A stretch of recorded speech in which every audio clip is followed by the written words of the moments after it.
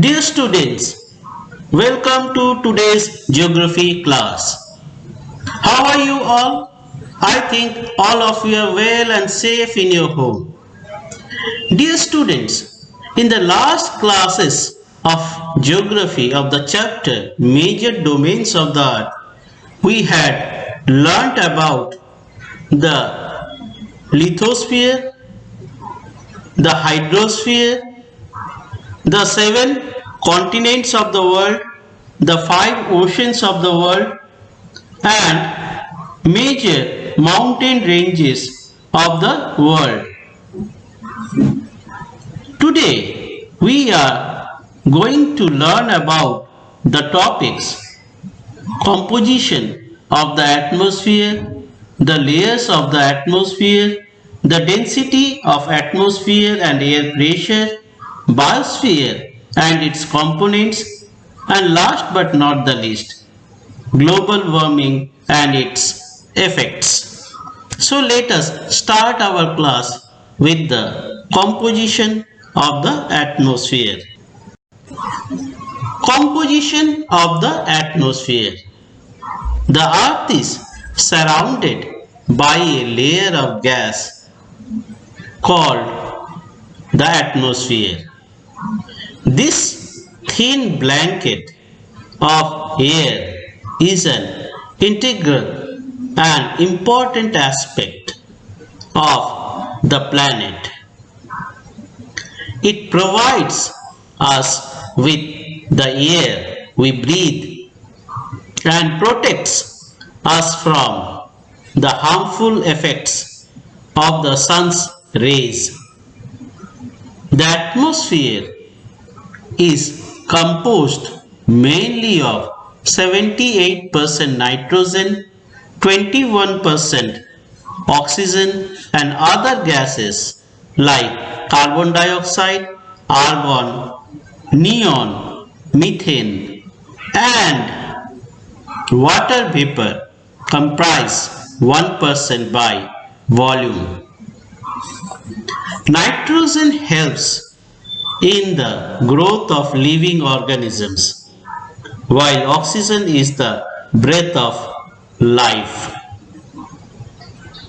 Carbon dioxide, though present in minute amount, is important as it absorbs heat radiated by the earth, thereby keeping the planet warm. It also essential for the growth of plants. Next, let us learn about the layers of the atmosphere. The atmosphere extends up to height of about 1600 kilometers. The atmosphere is divided into 5 layers based on composition, temperature and other properties. These layers, starting from the Earth's surface, are called the troposphere, the stratosphere, the mesosphere, the thermosphere and the exosphere. Next, let us learn about the density of atmosphere and air pressure. The density of the atmosphere varies with height. It is maximum at the sea level and decreases rapidly as we go up. The climbers experience breathing problem due to this decrease in the density of air. The temperature also decreases as we go upwards. The atmosphere exerts pressure on the earth. This varies from place to place. Some areas experience high pressure and some areas low pressure. Air moves from high pressure to low pressure. Let us learn about biosphere and its components. The biosphere is the narrow zone of contact between the land, the water, and the air, comprising all forms of life. Let us learn about the components of biosphere. There are several species of organisms in the biosphere. They are divided into plant kingdom and animal kingdom. They vary in size from microbes and bacteria to huge mammals. All living organisms, including human beings, are linked to each other and to the biosphere for survival. Let us learn about global warming.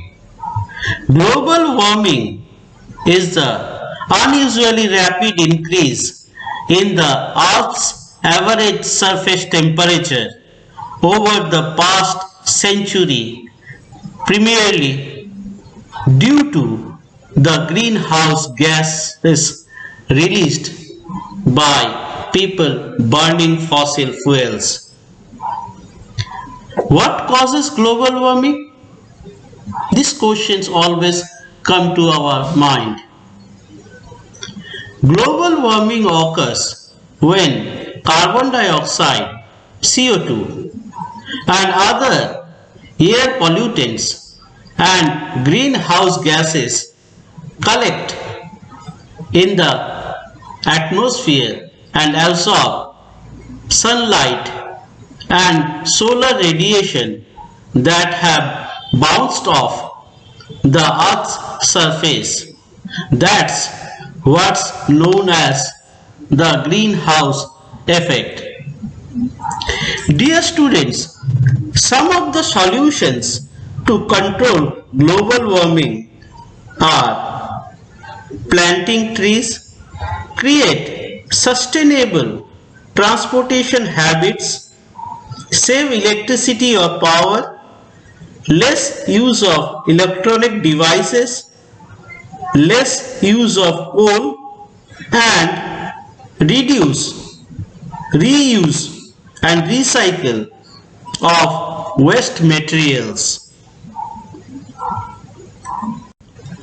Dear students, today we have learnt about the composition of the atmosphere, the layers of the atmosphere, density of atmosphere and air pressure, biosphere and its components, and global warming.